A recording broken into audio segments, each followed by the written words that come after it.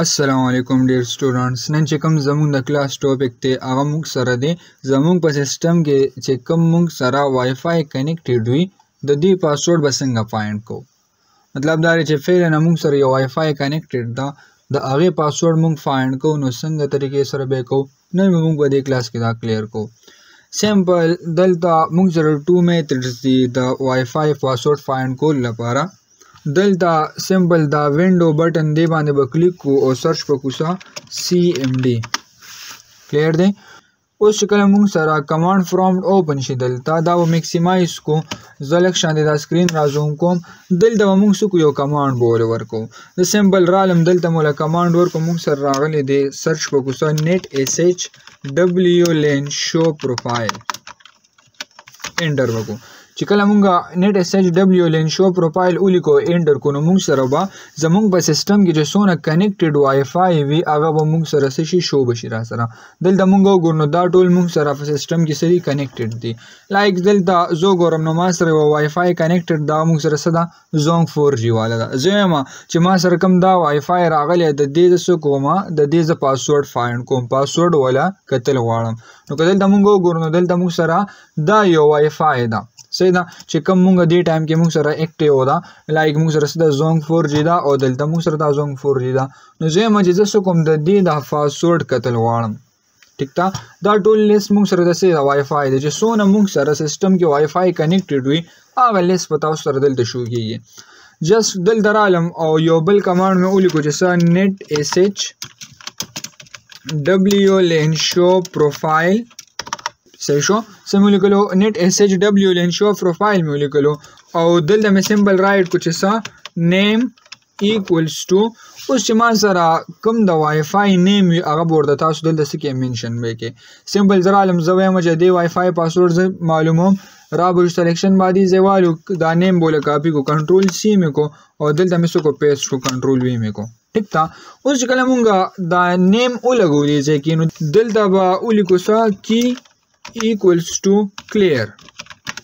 مطلب دا دی چې مونږ به اول سو لګو نیم به ولګو چې کوم د وای فای نیم یو هغه ورته منشن کو هغه نه پس په کی ولیکو بیا به سو لګو کلیر بو لګو ټیک تا. زرا علم دینه بس مې سو کو انټر مې پریس کو کله مونږ انټر پریس کو دلته نو دلته مونږ وګورو په دل د مونږ سره د وای فای چې سونه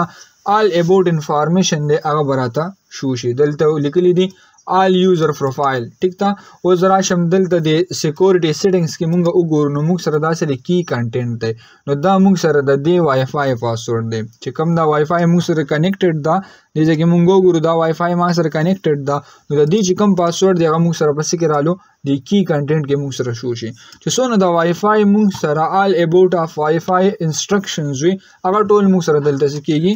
شو کیږي را سره. نو دا به موږ سره یو سمپل میتھډ دی چې کوم وای فای زموږ سیستم کې کنیکټډ وي د هغه پاسورډ کتل غواړو نو په دې میتھډ باندې کتی شو. دینه علاوه بل موږ سره یو بل میتھډ راغلی سیکنډ میتھډ وایو. جست دل درالم د سرچ بار کې مې کلیک کو او دلته مې سرچ کو سا کنټرول پینل سمې سرچ کو کنټرول پینل مې سرچ کو